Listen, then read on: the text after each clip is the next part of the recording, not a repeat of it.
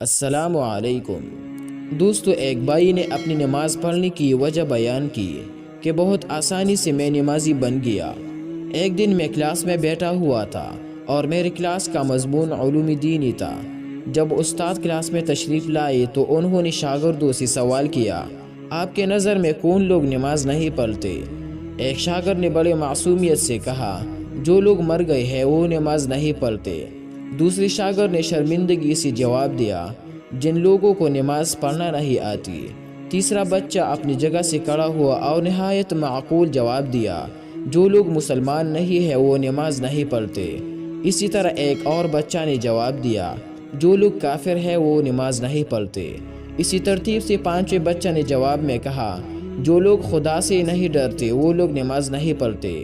تمام شاگردوں نے اپنے نظریات بیان کر دیے، لیکن میں سوچ میں ڈوب گیا کہ میں ان میں سے کون سا ہوں۔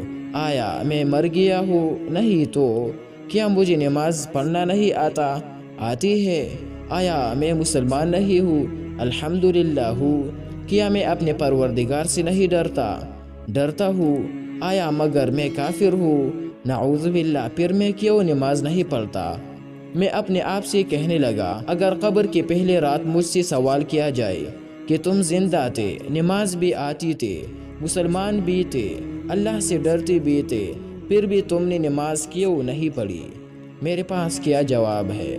کیا کہوں گا میں؟ آخر جرجری آ گئی مجھے اور اسی دن مصمم ارادہ کر لیا کہ اب کبھی نماز ترک نہیں کروں گا۔